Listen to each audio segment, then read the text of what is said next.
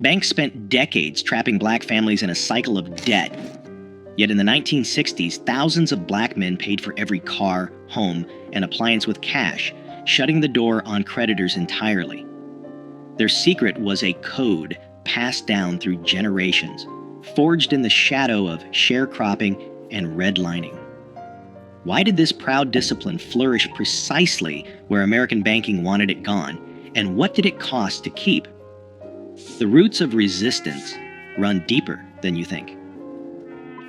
Sharecropping defined the economic reality for countless black families after the Civil War. On paper, it offered a chance at independence, but in practice, it chained generations to land they could never own. Landowners set prices for seed and tools, kept the only ledgers, and charged interest so steep that a good harvest meant little. At the end of each season, families learned they owed more than they had earned. Debts piled up year after year with no escape. The law backed the landlords, and violence enforced the rules. For many, freedom meant trading one master for another. This time, the master was debt. Decades later, federal policy drew new boundaries.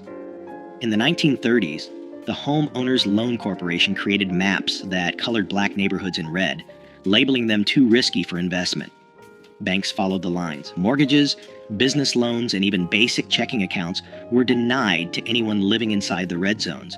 The GI Bill, celebrated for building the white middle class, offered little to black veterans. Only 2 out of more than 3,000 VA-backed home loans in Mississippi in 1947 went to black applicants. In cities across America, home ownership became a distant dream. By 1960, just 38% of black families owned their homes, compared to 64% of white families. The price of a loan, if one could be found, often came with higher rates, more fees, and the constant threat of repossession. These policies did more than block access to credit. They taught that borrowing from banks could mean losing everything. Wages could be garnished for a missed payment. A single late bill could bring public shame or eviction. Families learned to distrust official promises and to see debt as a danger, not a tool. The lesson passed from parent to child. When you owe, you are not free. Cash became the shield. Every dollar seed was a step away from the trap. In the shadow of these systems, a code of self-reliance grew, not out of myth, but out of necessity. The discipline to avoid debt was not just pride, it was protection against a world built to profit from black hardship. A father stands at the counter, bills stacked in his hand, eyes steady as the salesman counts every dollar. No loan paperwork, no interest rates, just the slow, deliberate handoff of hard-earned cash. In kitchens across the country, this scene played out for refrigerators, washing machines, even used cars, anything big enough to threaten the family's security if it came with a monthly bill. The ritual was the same, months, sometimes years, of saving, each payday bringing the goal closer. The cash might be hidden in a coffee can, tucked behind flour in the pantry, or slipped beneath a loose floorboard. On the day of the purchase, children watched as fathers smoothed out creased bills that had passed through too many hands to count. Each dollar carried the weight of sacrifice, a skipped treat, an extra shift, a winter coat handed down one more season. Ownership meant more than pride. It meant safety. A car paid in full could not be repossessed after a missed payment. A refrigerator bought outright kept food cold, no matter what happened at work. The family's roof stayed over their heads because there was no mortgage for a bank to call in. The lesson was clear. If you could not pay cash, you waited. Debt was not just a number. It was a risk, a lever someone else could pull to take away what you had built. Stories passed down in living rooms and on front porches told of neighbors who lost everything over a single missed payment. The warning was woven into every decision. Don't owe nobody. Fathers taught sons to count their bills twice, to demand a receipt, to walk away from any deal that required a signature promising money not yet earned. Even the smallest purchases came with a sense of ceremony. The act of paying in cash was a declaration no bank, no landlord, no creditor could claim a piece of what was yours. The discipline ran deep. No matter how tempting the new model or the salesman's pitch, the answer stayed the same: cash on the barrel or nothing at all. This was not stubbornness for its own sake. It was protection, passed down from men who had seen what happened when debt crept in. The pride in ownership was quiet, but fierce. Each paid-off possession was proof that freedom could be claimed, $1 at a time. Every household had its own system, but the kitchen drawer was sacred.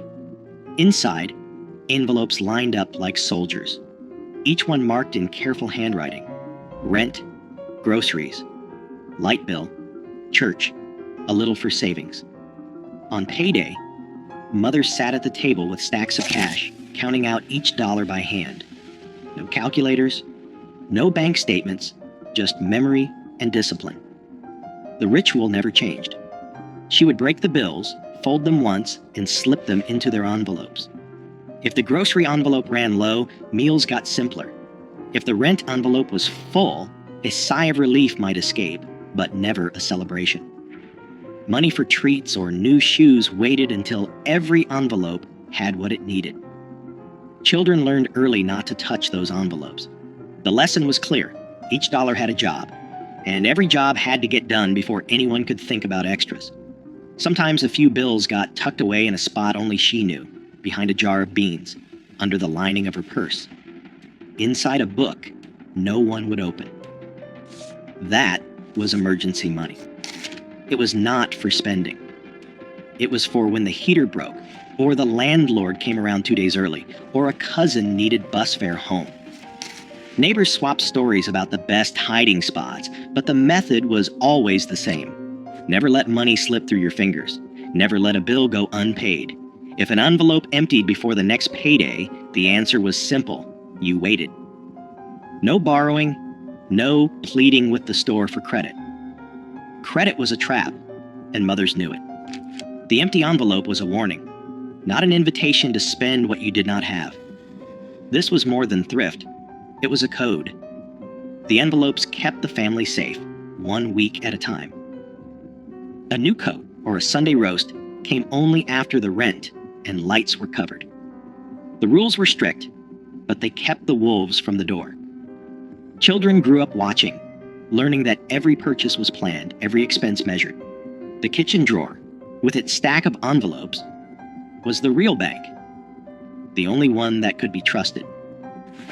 The layaway counter at the local department store was a familiar stop for families who refused to risk what little they had on credit.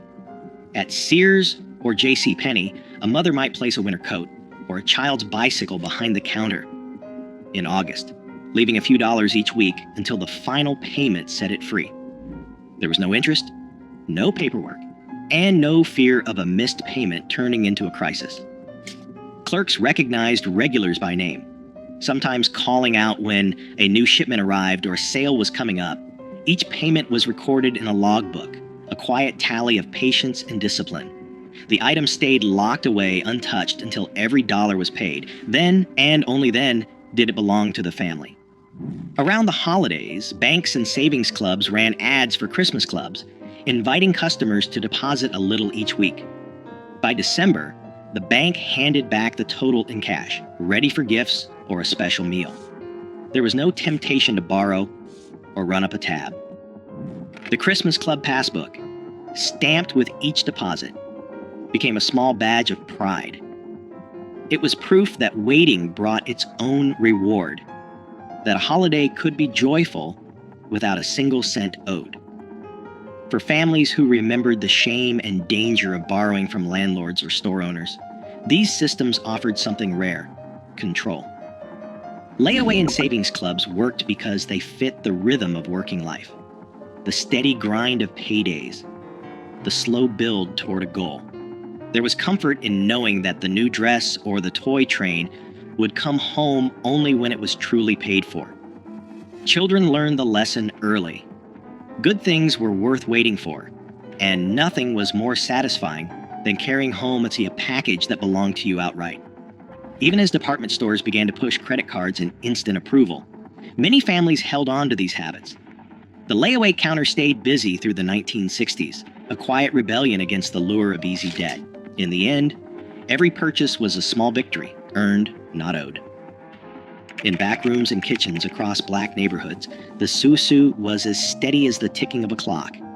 10 neighbors, each with a folded bill, gathered around a table. No paperwork, just trust. Every week, each person contributed the same amount, and one member took home the pot. The next week, it was someone else's turn. The cycle continued until every hand had received a share. If a payment was missed, word traveled fast. The consequences weren't legal, but personal. A lost place in the circle, a loss of respect. In cities like Detroit and New York, these rotating savings clubs, rooted in West African tradition, helped families buy appliances, cover hospital bills, or send a child to college, all without a bank's permission. Barter wove another safety net.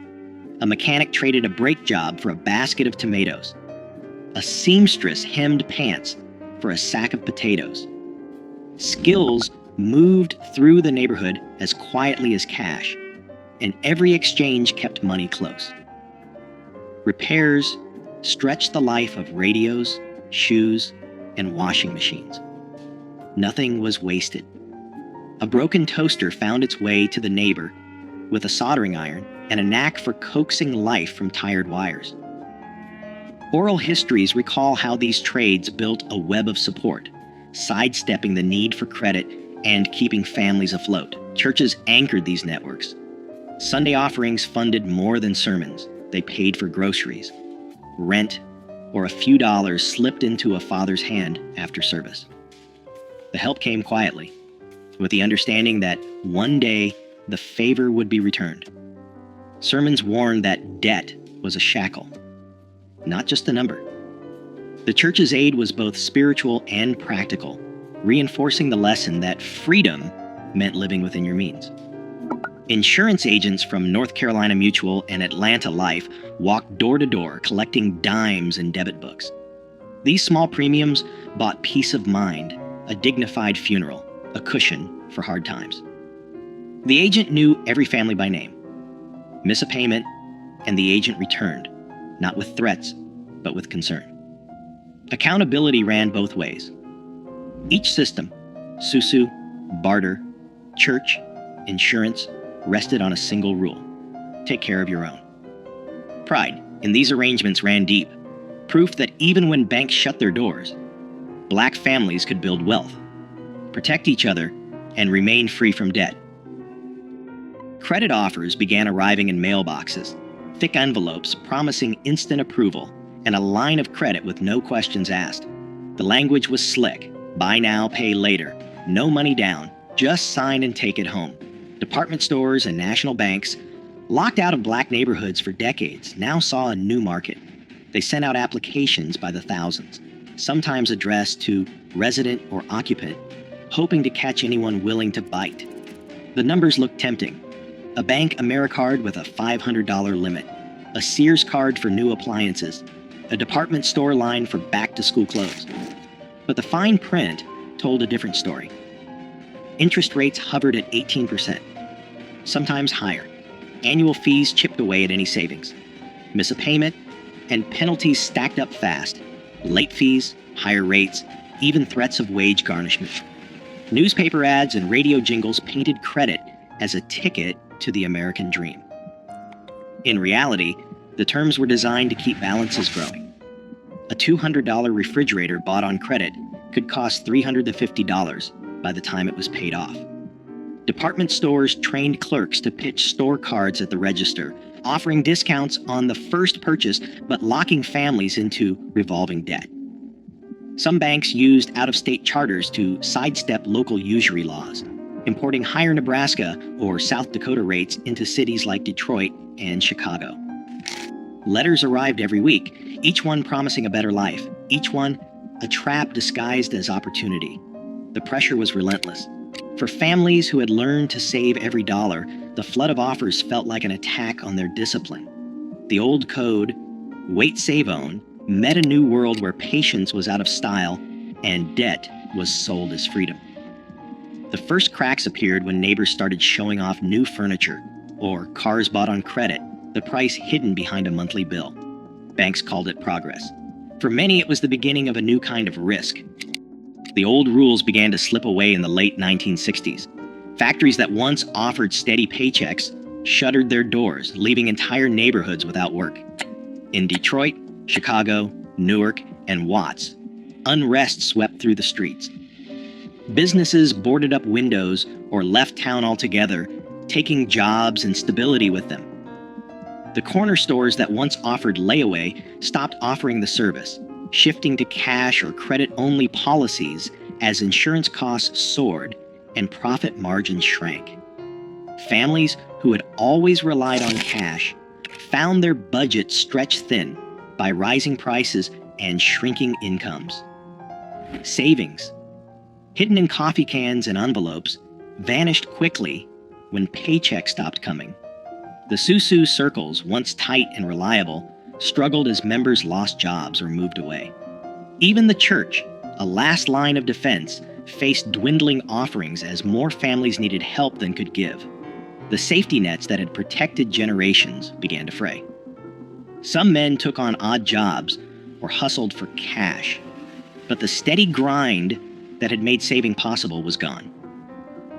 The discipline that had kept debt at bay became harder to sustain when every dollar was needed just to get by.